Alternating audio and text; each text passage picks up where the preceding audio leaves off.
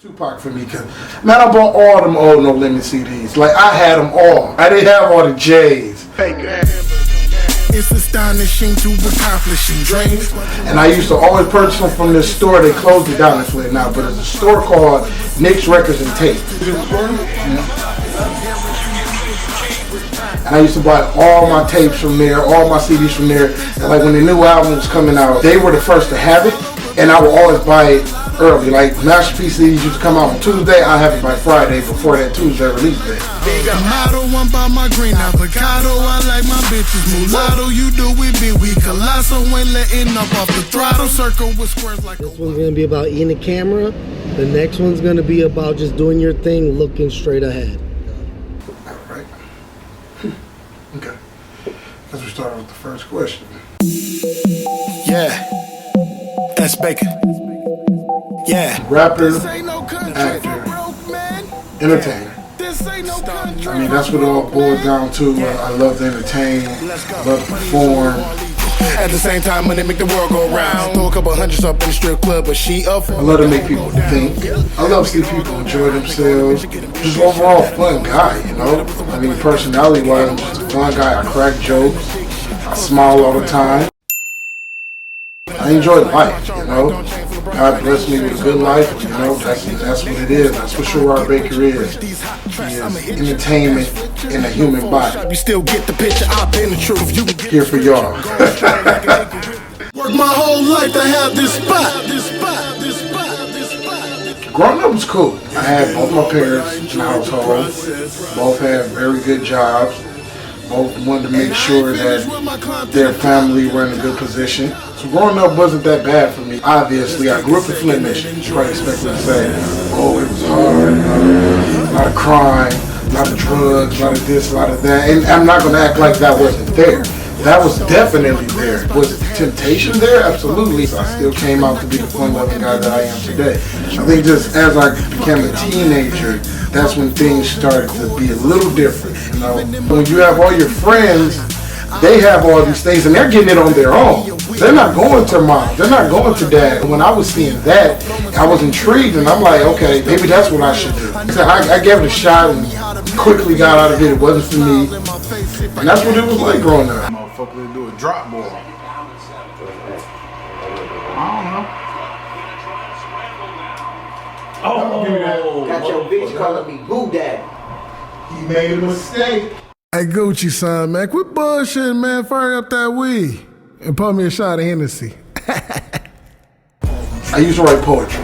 I was just writing rhymes, but I wasn't thinking about rapping. You know, I was just having fun. I liked to write rhymes.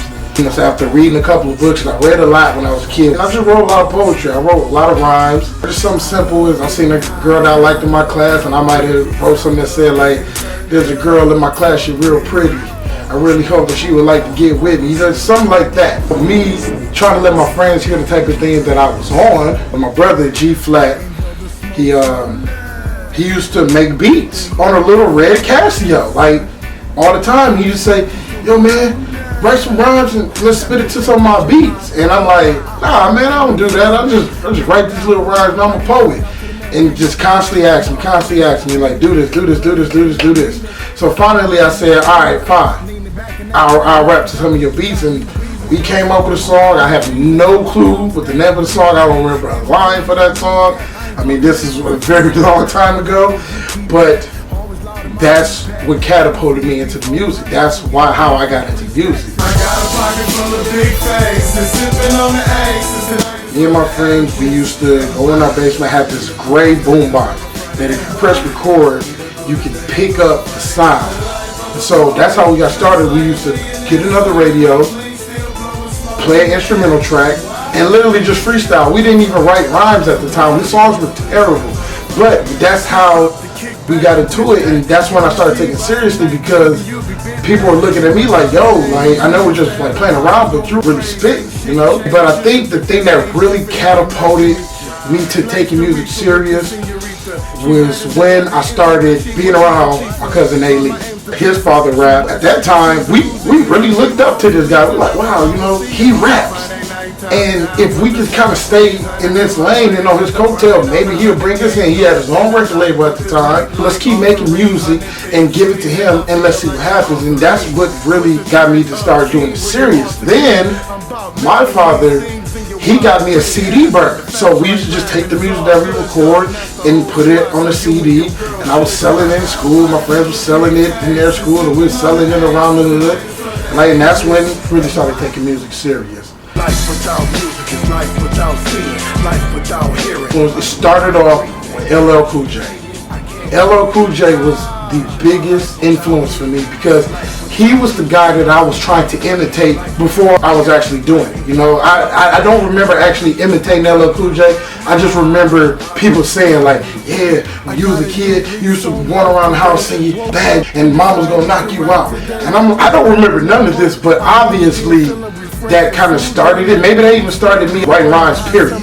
But I don't remember that. But far back as I can remember, Bone Thugs started it for me. And then it was Tupac. Tupac is my biggest influence, but Bone Thugs really started. Something about when I was listening to that Creeping on the Come Up album, like I was just so into it, I started like rhyming fast and everything. Then Tupac came around. You know, he like I said, he was already a part of my life.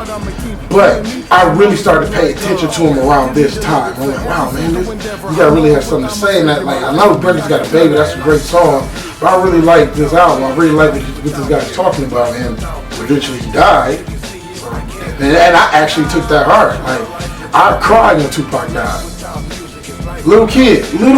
I don't really know what death is, but for some reason I cried when that man died. So that's my biggest musical influence. And then behind that, E40, Be Legit, the whole Sick With It clique, Suave House, UGK, Master P. Then it was just the people that I grew up with. I mean, we're talking about Top Authority, Dayton Family, Shake the Flake, Bone Scandal, and MC Breed as well. That was a bigger influence because they were in my city and they were making it happen. It wasn't like these guys were slouches. These guys could really rap. If I wanted to break it down, I would have to say my biggest influences would be LL Cool J, Tupac, Bone Thugs and Harmony, Master P, and then Flint rappers. And of course, old school R&B. I mean, growing up, that's all my parents played. Widescreen Dreams is my first debut album. Shout out to Silver Screen. That's my producer. Like, that's my guy. He takes care of me, getting my catalog together. And then, unfortunately, last year, my father passed away. If anybody know me, they know that my father was everything. He's the reason why I do music. He gave me that confidence. And so when he passed away, I'm at home hanging out with my group, Flight, K-Hells, and King Hurt. I'm hanging out with them, and King Hurt's getting ready to drop his mixtape, My Lane, which, if you guys haven't heard that, go cop that. It's fire, straight fire. My man be spitting on that mixtape. But in the midst of him getting ready to do this, I'm sitting back, I'm looking at all my music, I'm like, man, I need to drop something too. So then I made that decision right then and there, like, okay, I'm gonna drop an album. And I want to release it on my father's birthday, July 6th. And so that's how Widescreen Dreams actually came up. Like, it really was just an ode to my father, to a dream that we both shared. And I wanted to honor him. And that's how I ended up putting out that album. A young nigga in this rap game, dreamt of having fast cars in the fast lane. I like the whole album. I really do. I enjoy the whole album. I want to throw a shout out to everybody that was a part of that album. If I want to go favorite songs, man, I can't give you one. I can tell you what I like the most. Smoked Out Drinking Hennessy with Gucci Sign, Hide and Seek. I feel like that's a song that really kind of shows a different side of me. If there is a favorite, I would probably have to say Life Without Music or Permission to Land featuring Jaree. Shout out to her. She's doing her thing. She's about to hit y'all with something soon. No Country for Broke Men. Yes. Dribble featuring Jay Finn. When it all boils down to it, Widescreen Dreams, I just love the entire album. We getting right tonight. All those skirts tight tonight. I have another project. I actually have 2 projects that I'm going to hit y'all with extremely soon. The F. Snyder project. That's a mixtape I'm going to release fingers crossed I can get this project done by June 24th. That's my plan. I'm going to get it out to y'all by June 24th to coincide with the VidCon performance I'm going to be doing as well. Yes, I will be at VidCon 2016. Then after the summer, definitely I'm going to hit you with another album. If not, late 2016, January 1st, 2017. Oh, and then also have the Flight Project, No Layovers. We already have one single out. You can check that out. Singles on SoundCloud. Got the video on YouTube. It's called Killing Our Future. So that's a single that's out right now for Flight. I just want y'all to love me, man. Great storyteller. Just really embrace me and enjoy the ride. I want to give a shout out to G Flat, Bankroll Banks, K Hill, Matt Mittens, A Lee, D Flint, J Finn, Done Deal, Gucci Sign, Silver Screens. Shout out to my man Just Grady. Shout out to Jamar Bass. They're doing their thing. They're dropping new music. Check that out if you get a chance to. That's pretty much it, man. Just enjoy the ride. Widescreen Dreams available now. You can get that on iTunes. Just be prepared to be amazed in the music. They get to see graduation. I've been trying to take these horses to the river, but I hope they get the picture. The S that would deliver. My sentences get them going like virgins watching some pictures from Vivid. You know I'm living to kill it. They say I did it, you kidding? My competition, remember I'm clearly insane. In the membrane, my team is doing big things. We've been making good